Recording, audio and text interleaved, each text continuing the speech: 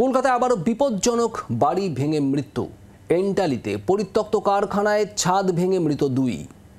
একের পর এক দুর্ঘটনা সত্ত্বেও কেন ব্যবস্থা নিচ্ছে না প্রশাসন?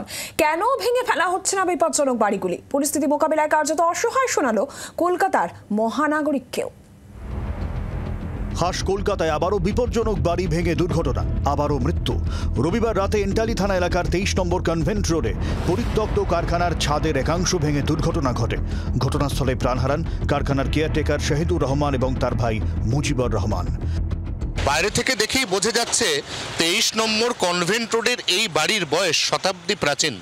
বাড়ির ভেতর একটা ওয়ার্কশপ এবং কারখানা ছিল, সেটাও 40 বছর ধরে তালা বন্ধ।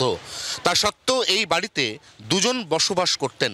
সেই দুজনের মর্মান্তিক মৃত্যুর পরে নড়েচড়ে বসেছে কলকাতা পুরসভা। সোমবার সকালে কারখানার গেটে বিপজ্জনক লেখা বোর্ড টাঙিয়ে দেয় পুরসভা। কারখানার বিপজ্জনক অংশ ভেঙে ফেলারও সিদ্ধান্ত নেয় পুর কর্তৃপক্ষ।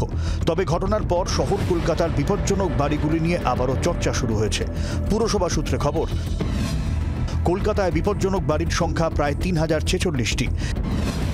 এর মধ্যে প্রায় 2000 বিপজ্জনক বাড়ি রয়েছে উত্তর ও মধ্য কলকাতায়।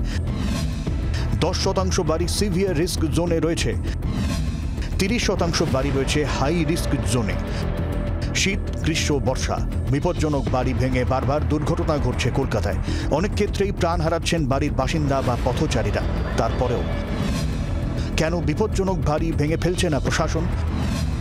কেন সরানো যাচ্ছে না এই বাড়িগুলির বাসিন্দাদের? এর আগেও কলকাতা পুরসভার বিপজ্জনক ঘোষিত, বিপজ্জনক নোটিশ দেওয়া প্রচুর বাড়ি, তার মধ্যে প্রচুর মানুষের থাকার প্রমাণ মিলেছে। বাড়িগুলি ভাঙার পরে, দুর্ঘটনা ঘটে যাওয়ার পরে প্রত্যেক বাড়ি হইচই হয়েছে, কিন্তু তারপর আবারও আইন রয়ে গেছে আইনের খাতায় এবং কার্যক্ষেত্রে তার কোনো রূপায়ণ হয়নি। পরিস্থিতি মোকাবিলায় কার্যত অসহায় শোনালো কলকাতার মহানাগরিককেও। স্টেপ নেব আমি, আইনত বেশিরভাগই মানুষ কোর্টে চলে যাচ্ছেন। ইভেন মাঝখানে যে ঝড়টা এসেছিল, বাড়ি বাড়ি গিয়ে আমরা বলেছি আপনারা এক রাত্রির জন্য আমাদের অতিথি হয়ে যান।